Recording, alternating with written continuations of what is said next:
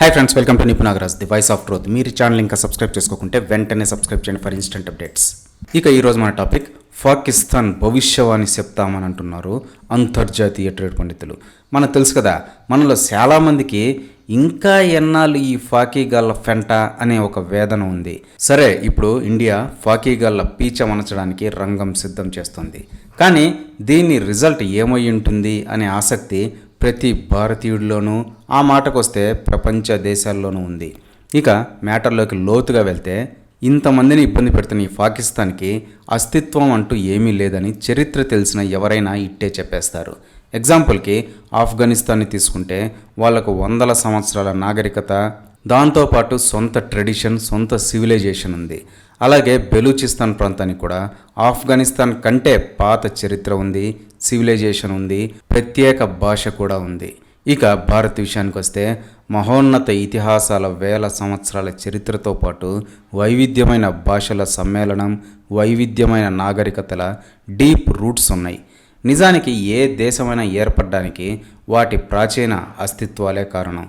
Russia అయినా, America అయినా, China అయినా, అంతెందుకు అరబ్ దేశాలైనా అస్తిత్వాల మీదే ఏర్పడ్డ దేశాలు ఇవన్నీ. కానీ పాకిస్తాన్ విషయానికి వస్తే దీనికి అస్తిత్వం అంటూ ఏమీ లేదు.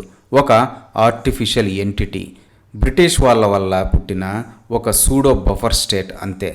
అది ఎందుకు ఏర్పడిందో, ఆ రాజకీయాలేంటో అది వేరే టాపిక్. అలా 1947లో ఇండియా మీద హేట్రెడ్తో జిన్నా తాత బ్రిటిషర్స్ చేత ఒక ఆర్టిఫిషియల్ ఇస్లామిక్ స్టేట్ ఏర్పాటు చేయించి సైజులో పెద్దగా కనబడడానికి బలవంతంగా బెలూచిస్తాన్ని కలిపేసుకున్నారు. సరే, ఏదోలా పాకిస్తాన్ అనేది ఒక దేశంగా ఏర్పడింది. ఇక వాళ్ళు ఏం చేయాలి, ఎందుకు సపరేట్ అయ్యారో దానికోసం కష్టపడి ఎదగాలి. కానీ అలా జరగలేదు. సివిలైజేషన్ వదిలేసి రాడికలైజేషన్ వైపు ప్రయాణం మొదలుపెట్టింది పాకిస్తాన్. సపరేట్ అయ్యాక ఇంకా ఈ రాడికలైజేషన్ ఎందుకు అంటారా? అదే వెరైటీ. ఎందుకు ఏర్పడిందో కూడా తెలియని దేశానికి పెద్ద ఎయిమ్ పాడు ఏముంటాయి చెప్పండి. ఒక పక్క అదే టైంలో ఏర్పడ్డ ఇండిపెండెంట్ ఇండియా ఏమో వాణిజ్యంలో మిగతా ఆసియా దేశాలతో పోటీ పడుతూ విద్య, వైద్యం, రవాణా రంగాల్లో వేగంగా దూసుకెళ్తూ ఉంటే, అదే టైంలో పాకిస్తాన్ ఏమో ఉగ్రవాద క్యాంపులు నడుపుతూ ఆఫ్ఘనిస్తాన్ అస్తిత్వాన్ని దెబ్బకొట్టడానికి ట్రై చేసేది. ఇక ఇటుపక్క కాశ్మీర్ని అడ్డం పెట్టుకుని ఇండియాని కెలకడం స్టార్ట్ చేసేది.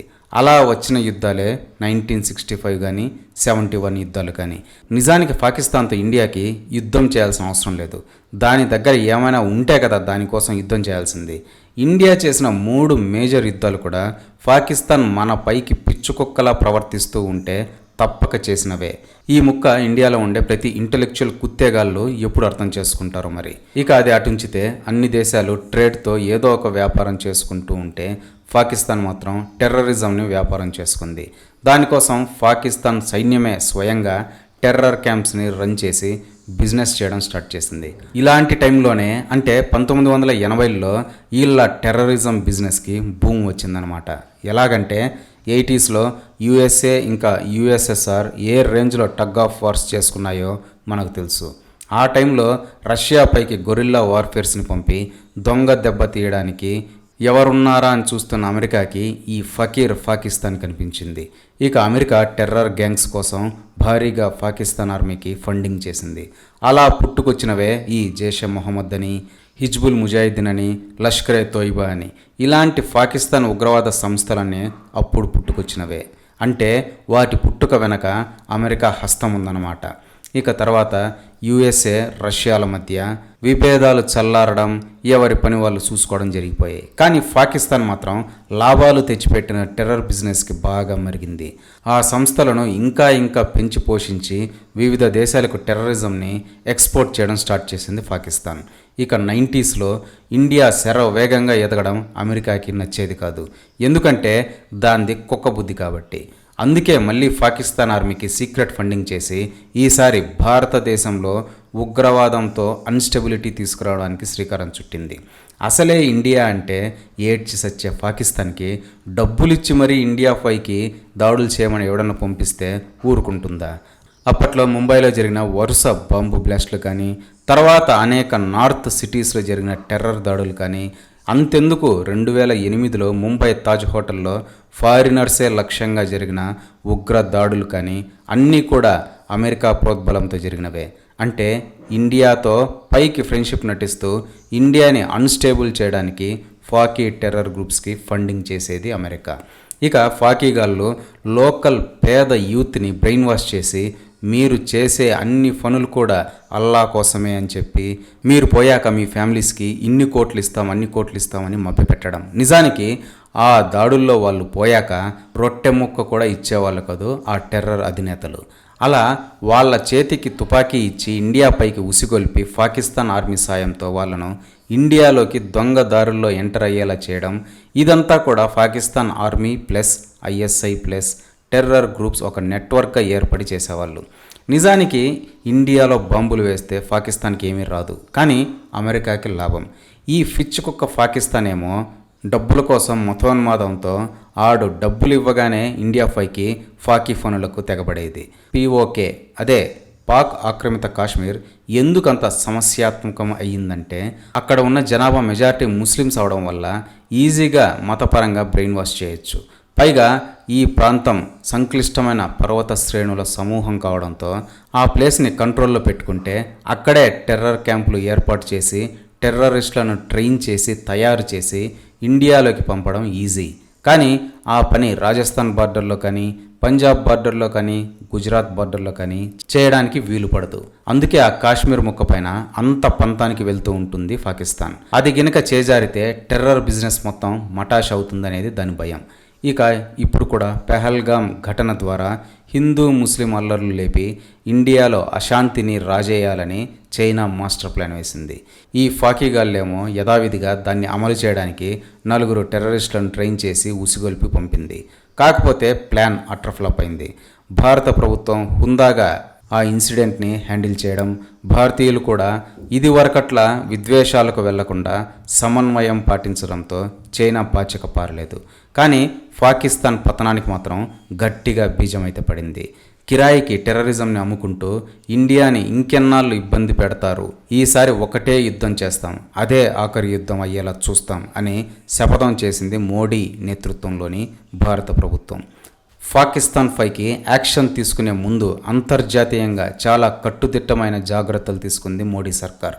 స్ట్రాటజిక్గా అమెరికా చైనా ఇంటర్ఫియర్ అవ్వకుండా ట్రంప్ ప్రవేశపెట్టిన టారిఫ్ రాజకీయాలను తెలివిగా వాడుకుంది ఇండియా.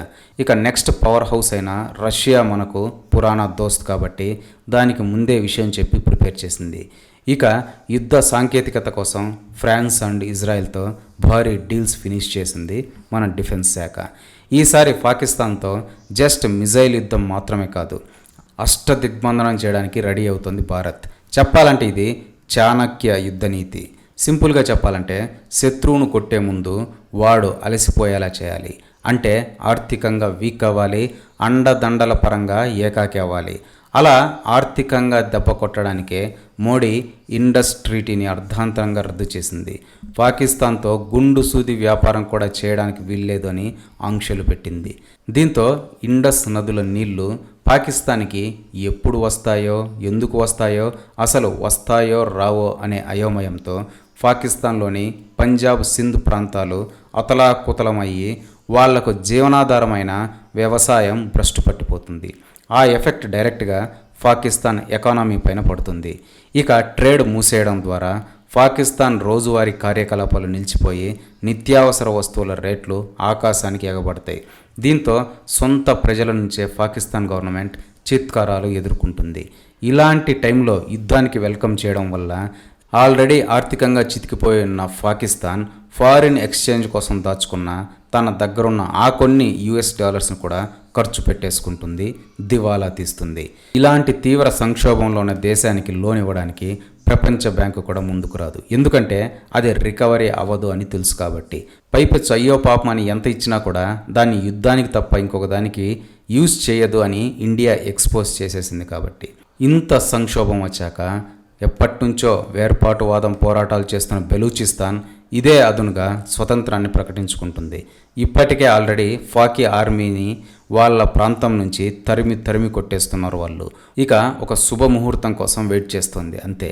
ఆ మూమెంట్ని ఇండియా ఇవ్వబోతుంది. ఇక పక్కనున్న ఇండిపెండెంట్ ట్రైబల్ ఏరియాస్ ఖైబర్ పఖ్తుంగా ప్రావిన్స్లను తనలో కలిపేసుకోవడానికి తాలిబాన్ నేతృత్వంలోని ఆఫ్ఘనిస్తాన్కి ఎంతో టైం పట్టదు.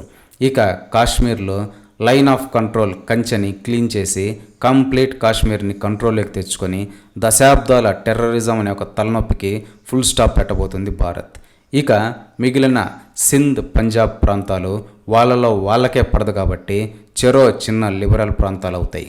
అలా ప్రస్తుత పాకిస్తాన్ భూభాగం తునాతునకలయ్యి ప్రపంచ పటంలో అస్తిత్వాన్ని కోల్పోతుంది.